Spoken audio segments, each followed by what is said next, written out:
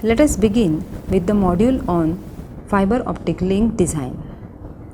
Previously, optical fibers are not used for communication. Telephone lines and coaxial cable are popular. But optical fibers are finding place in the communication industry. Basically, optical fibers are designed for the communication purpose only.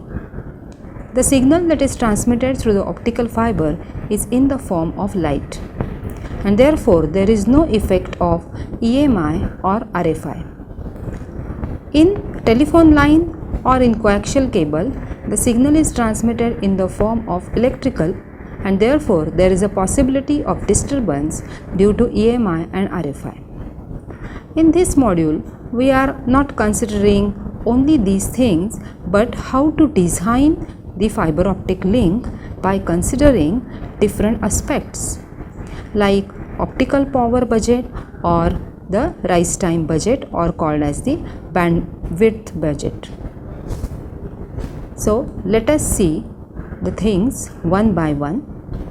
In this, we are also going to see how to choose, how to select the different components which are there in the link. Learning objectives. In this module, we are going to learn about the different transmission types, identify the elements in the network, identify the factors which affect the fiber optic link design, and also get familiar with the link budget considerations. Transmission types. There are two types of transmission. The first one is link, that is point to point transmission. And when we consider number of points to be interconnected, then it forms network. So in the network, they are again subdivided into point to multi points, means from a single point we are having multiple point connections. Mesh, that is a type of topology, and a ring, that is a type of another topology. Now elements of fiber optic link. When we consider the fiber optic link, that is from one point to another point or point to multi-point, the essential elements are, first is transmitter. That is, of course, we always require transmitter for that. And in case of fiber optic link, transmitter is nothing but some light source. So this can be a LED or it can be a laser. So for this we require what is the parameters that are associated with transmitter, and they are operating wavelength, that is lambda, line width, that is delta lambda, rise time, that is the time that is required to go up to a certain level, that is rise time, then bit rate, line format, and power level. Next essential component is fiber, of course. As we have seen in the previous modules, there are two types of fibers, single mode fiber and multi-mode fiber. In case of single mode fiber, the core radii is very small, which is of the order of say micrometers, say less than 10 micrometers we can say, and in case of MMF, that is multi-mode fibers, they are greater than the 10 micrometers. Then the fiber type we should know, that is SMF28, DSF, etc. There are other types of fibers also which are available. Then when we consider a fiber, then a loss that is associated with the fiber, because when we have a link using a fiber, then there is a possibility that there are couplings, coupling between the two fibers, coupling between the source, that is the transmitter, coupling with the receiver, etc. Spool length, that is, it is the length of the fiber which is continuous one. So that is the spool length that is associated with fiber. If we want to extend the fiber length further, the splicing is the technique that is generally used. Then receiver. Now when we say receiver, the two important factors associated with them is the sensitivity of the receiver and the rise time that is associated with it. That is P sense and rise time. These are the important parameters which are associated with the receiver. Receiver generally consists of some detector which converts the optical signal into electrical one. Then of course, as I have told you before, that when we have a continuous fiber, then no splices, no splicing loss also. But if we want to extend the fiber further for more than the spool length that is available, then splicing is required. So what is splicing is basically connecting the two fibers properly by matching their refractive indices, by having some proper alignment, etc. So if we have all these things properly, then the splice loss associated with it will be minimized.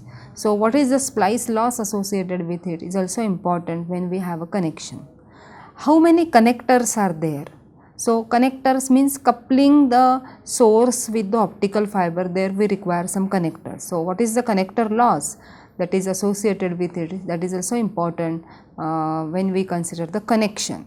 Inline devices, they are splitters, filters, attenuators, amplifier, insertion loss should be considered here, and what is the gain of that amplifier has to be considered. So inline devices, they are important. So as we have seen that there are some elements which are associated with the fiber optic link. These are all essential elements, and we have to consider all the factors associated with these elements properly because we need to design it. Now when we consider such system, say for example, if you want to transmit the digital signal, then that is in the digital system, the important things are the data rate and bit error rate. And if you consider the analog system, then what is the bandwidth and signal to noise ratios. These are the important factors which we need to consider for digital systems, that is transmission of digital data as well as for the transmission of the analog signal. The main problems that are associated with them is the attenuation and some loss. So attenuation, that is reduction in the amplitude, and the losses which are associated with the attenuation has to be considered in both the type of systems. And of course predominantly dispersion is there for the digital systems. So what is dispersion? All of you are familiar, and that is called as the broadening of the pulse. So when we try to design the fiber optic link, then the factors for the evaluation of fiber optic link design has to be considered. So let us take one factor at a time and discuss it in detail. So let us start with the type of the fiber.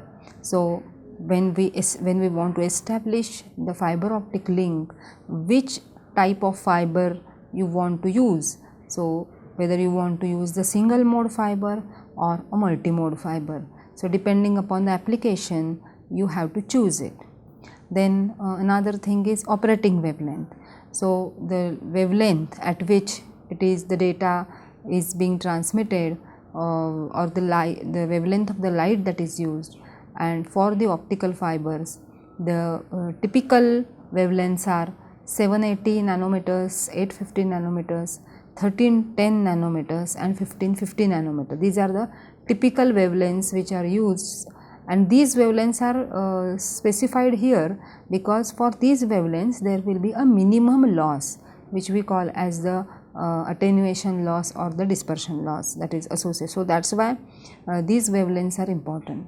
Then the power of the transmitter, and this power is generally expressed in dBm and source type. So whether we are using the light emitting diode, what is its wavelength, then laser diode, etc. What is the sensitivity of the receiver and overload characteristics which are associated with them, and they are generally expressed in dBm.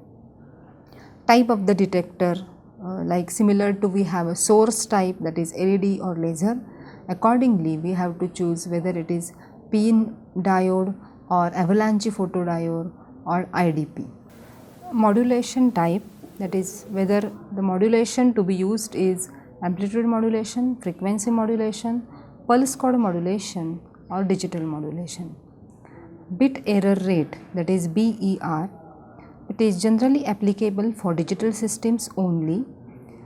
Typically their values are 10 raised to minus 9 or 10 raised to minus 12.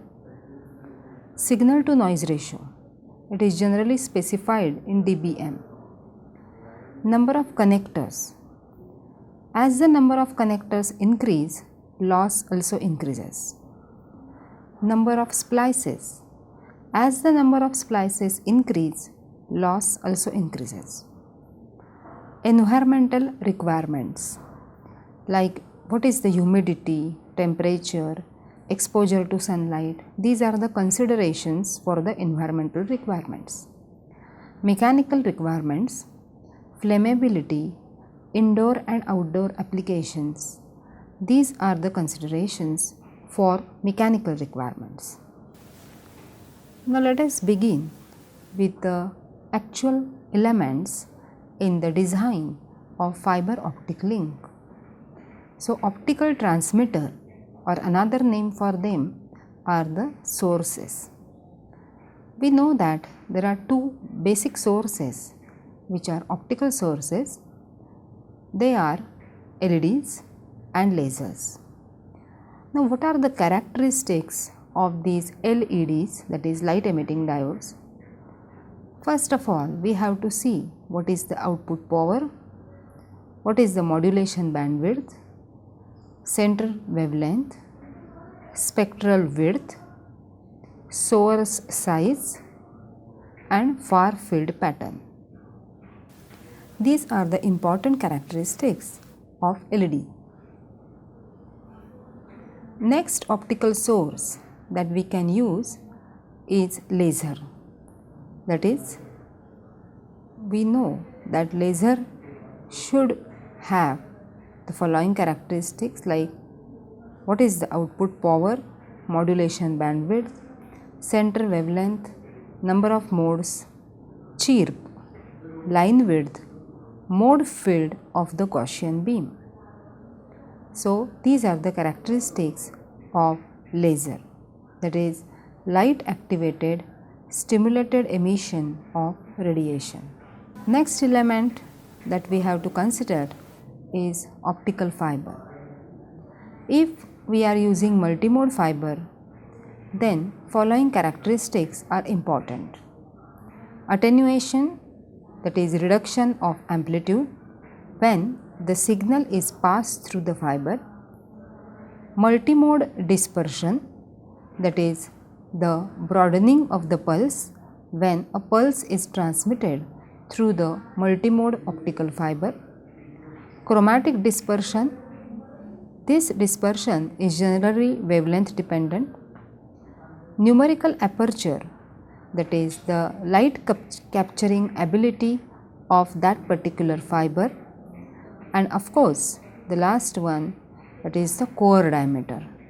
So what is the diameter of the core that decides whether it is a multimode fiber? So multimode means more rays can enter into the optical fibers. On the other hand, if we consider a single mode fiber, the factors associated with them are similar to that of the multimode fiber with a slight difference. We should know the attenuation, of course. Here there is no dispersion as such due to the number of modes, because it is a single mode fiber, but chromatic dispersion may occur. We should know the cutoff wavelength and what is the spot size. Next element is optical receiver or detector. The job of optical detector or receiver is to convert the light signal into the electrical signal. So the response of the optical detector is important depending upon what is the wavelength range, then the rise time associated with it, the bandwidth that is associated with it, the saturation level and the minimum detection level. So, all these factors are very much important when you select the optical receiver or detector for fiber optic link. Simple fiber optic link. Look at the diagram. In the diagram, the first block is TX, that is transmitter. Fiber optic link is coupled to the transmitter and then it is given to the input of optical amplifier. This optical amplifier amplifies the optical signal which is coming from the transmitter. This amplification is required because there is a possibility of attenuation when the signal is transmitted through the fiber optic link. This optical link is then completed when it is received at the receiver section. When the data is transmitted through this link, again there is a possibility of attenuation and hence again optical amplifier is required at the other end. Now the amplified signal is transmitted through the fiber optic link to the receiver part. So in the receiver we have photodetector which converts this light signal into electrical form.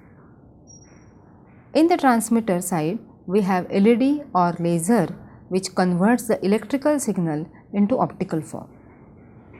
So these are the different devices which are used in simple fiber optic link.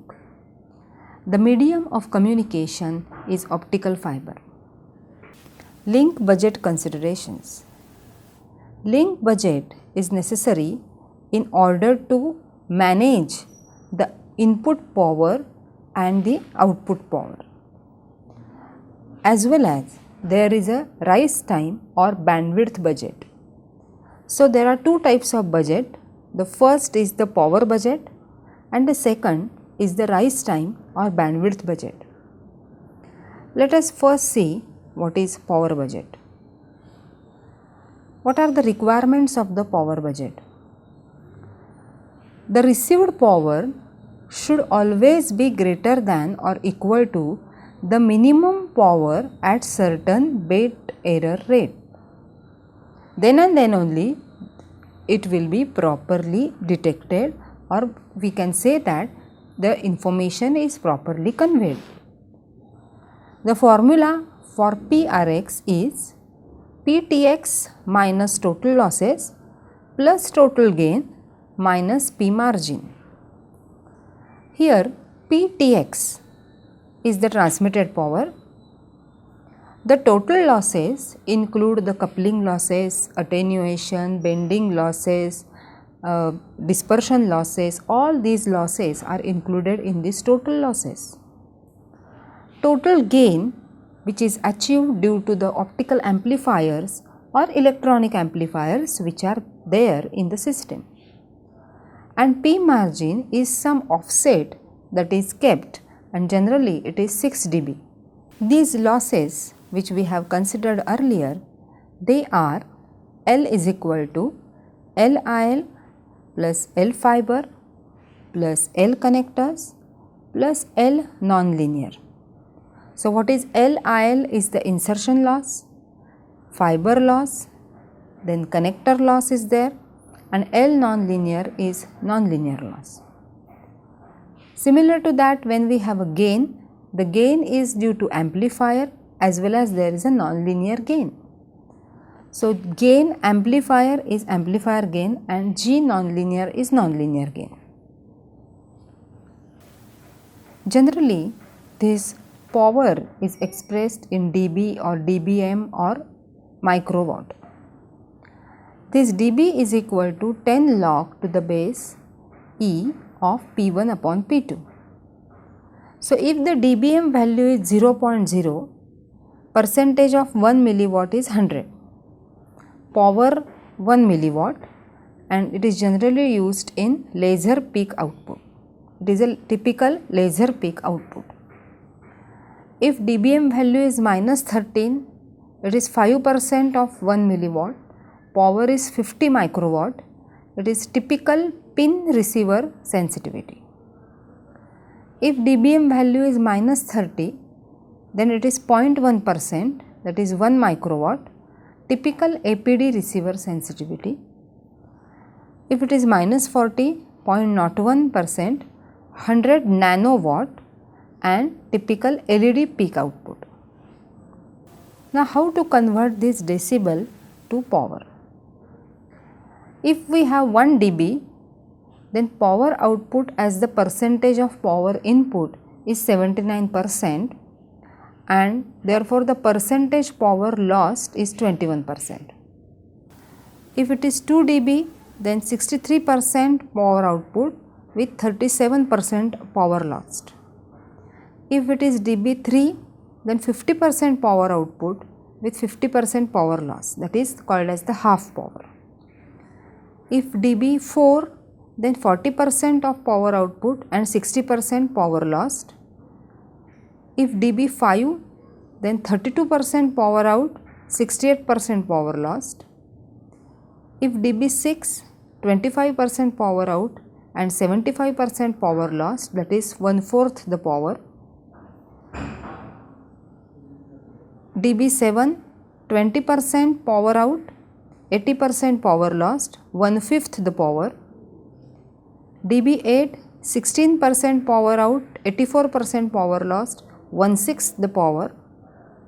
dB9, 12% power out, 88% power lost, 1/8 the power. And dB10 means 10% power out and 90% power loss, so 1/10 the power. If dB is 25, then the power out is 0.3%, so the power lost is 99.7, that is 1/300th of the power.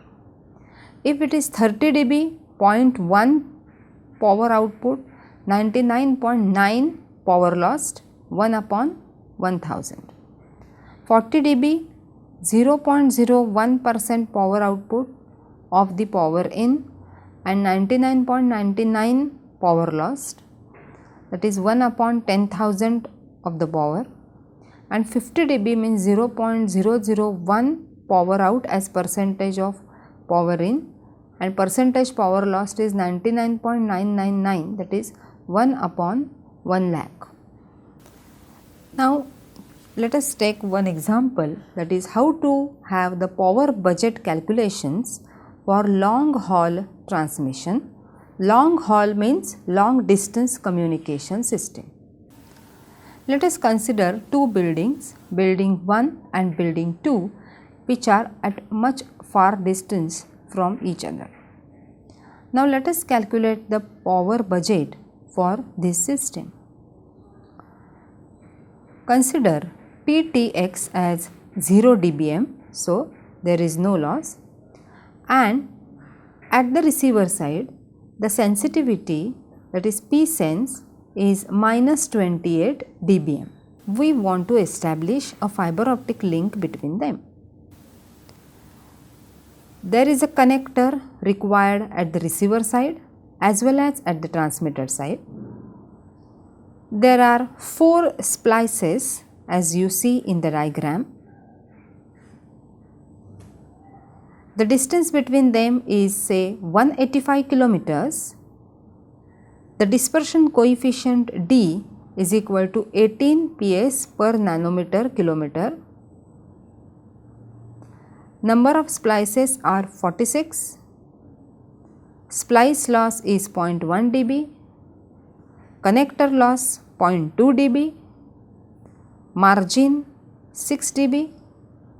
Attenuation coefficient alpha 0.25 dB per kilometer. So, is this a good system? PTX 0 dBm, P sense minus 28 dBm. With all these considerations, what we have to see that how to design this as a good system. Now, let us analyze the different parameters. The first and the important parameter is the fiber loss. The fiber loss is 0.25 dB per kilometer into 185 kilometer, where 0.25 dB is the attenuation loss and 185 is the total length of the fiber. So, the fiber loss is 46.3 dB. Splice loss 0.1 dB into 46 because there are 46 splices. So, 4.6 dB. Connector loss 0.2 dB into 2. There are two connectors, one at the transmitter and another at the receiver. So, 0.4 dB. So, what are the total losses? They are the addition of 46.3 plus 4.6 plus 0.4, that is 51.3 dB. P margin is 6 dB. PRX is equal to minus 57.3 dB. Here you can see that the PRX, that is the receiver side power, is less than the P sense, because what is the P sense value is minus 28 dB. So, here you can say that this system is not much good system. So, it is a bad system.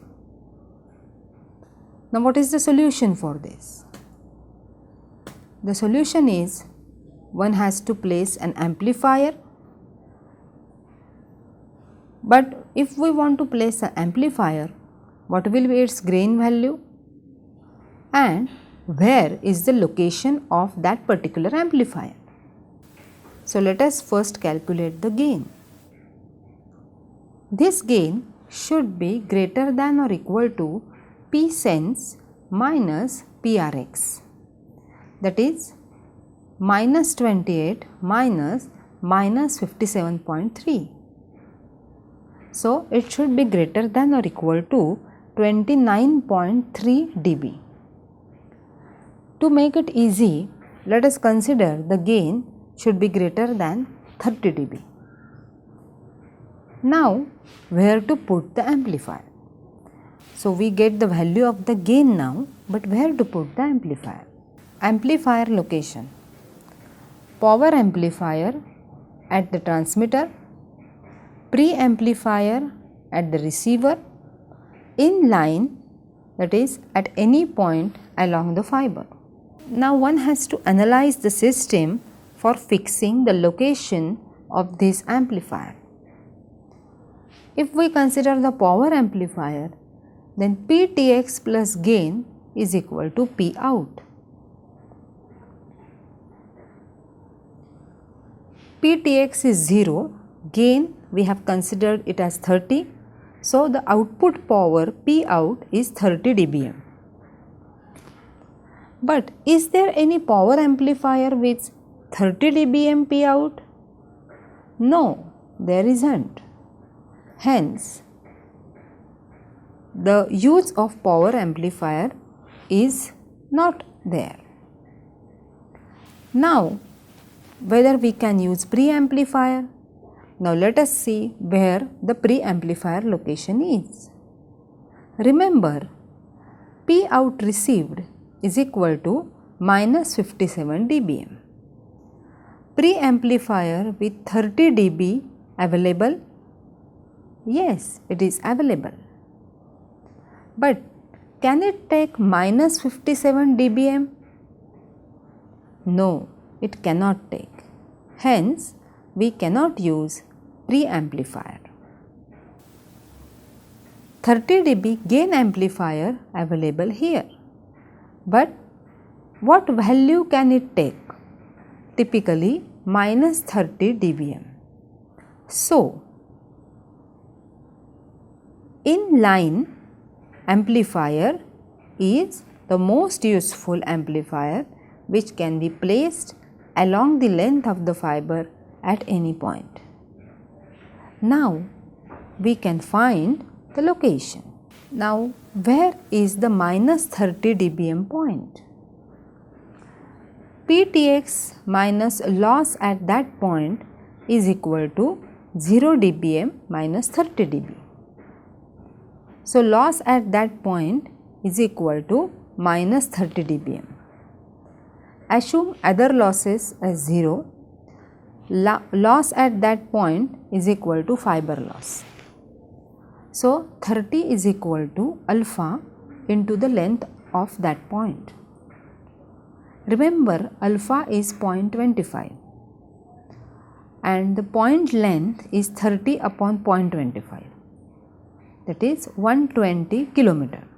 But 120 kilometer from transmitter, number of splice is equal to 120 upon 4, that is equal to 30.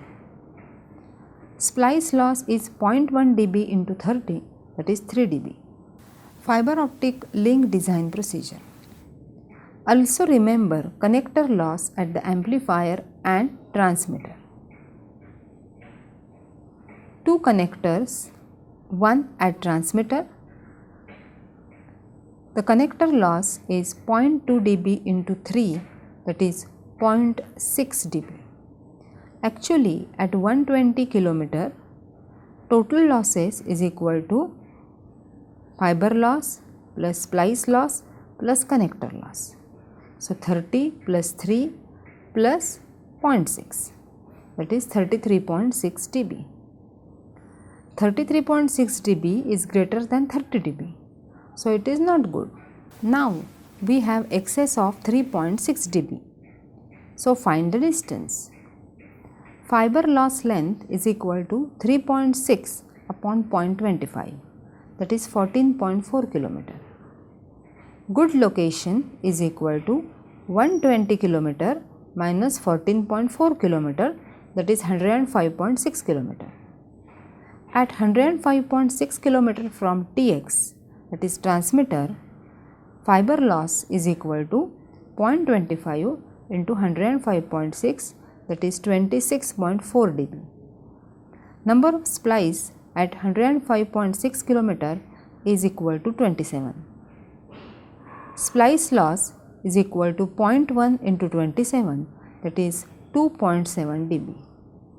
So total losses will be 26.4 plus 2.7, that is 29.1 dB. 29.1 dB is less than 30 dB. So now we can confirm that 105.6 kilometer is the good location. So this is all about the power budget. Now let us go to the bandwidth budget. System rise time. First, calculate total rise time considering the transmitter, fiber and receiver. Calculate the fiber rise time as T fiber equal to D into delta lambda into capital L, where D is the dispersion coefficient, delta lambda is line width and capital L is the fiber length. Tx rise time, that is Ttx, is equal to given by generally the manufacturer, and the receiver rise time is also normally given by the manufacturer. Total rise time T system is equal to 1.1 into bracket Ttx square plus Trx square plus T fiber square raised to half. So if we consider the system as such, then if the transmitter is sending the digital data, that is the pulses, then they are properly amplified using optical amplifier, transmitted through the fiber, and at the receiver end we can see some dispersion effects as shown in the figure. For good reception of signal, T system should be less than or equal to 0.7 into pulse width, that is PW. PW is equal to 1 upon bit rate for NR0, that is not return to 0, which is equal to half bit rate for return to 0. Rise time budget measurement for long haul system. Let Tx rise time be 0.1 nanosecond, Rx rise time 0.5 nanosecond and the line width delta lambda 0.15 nanometer. Dispersion coefficient D is equal to 18 ps plus nanometer kilometer. Fiber length 150 kilometer. Bit rate 622 Mbps and format Rz, that is returned to 0. Rise time calculation. Fiber rise time Tf equal to length into d, that is dispersion coefficient, into line width delta lambda, that is equal to 150 kilometer into 18 into 0.15 nanometer, that is 0.4 nanoseconds. Therefore, total rise time, that is T system, is equal to 1.1 into square root of TLS square plus TPD square plus TF square, that is equal to 1.1 into square root of 0.01 plus 0.25 plus 0.16, that is equal to 0.77 nanosecond. Let us say bit rate is equal to STM4, that is equal to 622 Mbps, and format RZ. T system less than 0.7 into pulse width. Pulse width is equal to 1 upon 622, that is equal to 1.6 nanosecond. So 0.77 nanosecond less than or equal to 0.7 into 1.6 nanosecond. 0.727 nanosecond is less than 1.1 nanosecond. So it is a good rise time budget. But if we consider bit rate as STM16, that is 2.5 Gbps, then the T systematic less than or equal to 0.7 into pulse width. Pulse width is 1 upon 2.5 into 10 raised to 9, that is 0.4 nanosecond, and 0.77 nanosecond is greater than 0.28 nanosecond. So it is a bad rise time budget. So budget summary. Source LED versus laser diode. Options for the delta lambda are 850 nanometer, 1310 nanometer and 1550 nanometer. For 850 nanometer, power budget is mediocre, bandwidth budget bad, financially it is cheap. For 1310 nanometer, power budget good, bandwidth budget good, financially less expensive. 1550 nanometer, power budget very good, bandwidth budget also very good, but it is expensive. Modulation bandwidth. LED, power budget not applicable, bandwidth budget bad, financial cheap. LD, NA, that is not applicable, good and expensive. Output power LED, power budget mediocre, not applicable, cheap. Laser diode, good, not applicable, expensive. Radiation pattern LED far field pattern, not applicable, bandwidth budget bad, financially cheap. And Gaussian beam for laser diode, not applicable, good and expensive. Fiber attenuation multimode, power budget mediocre, bandwidth budget mediocre, financial cheap. Single mode, power budget good, bandwidth budget good, financially expensive. Dispersion multimode fiber, power budget mediocre, bandwidth budget mediocre, financially cheap. Single mode fiber, power budget good, bandwidth budget good, but financially expensive. Numerical aperture multimode fiber, mediocre, bandwidth budget mediocre, cheap. Single mode fiber, good and expensive. Core diameter multimode fiber, mediocre, cheap.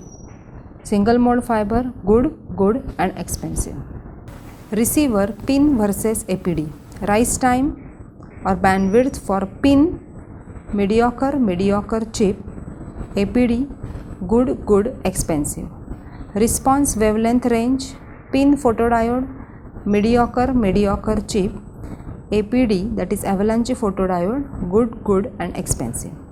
Saturation level pin mediocre, cheap. APD good, expensive. Minimum detection level for pin photodiode is mediocre, cheap. APD good and expensive. Now let us go to the sensitivity analysis.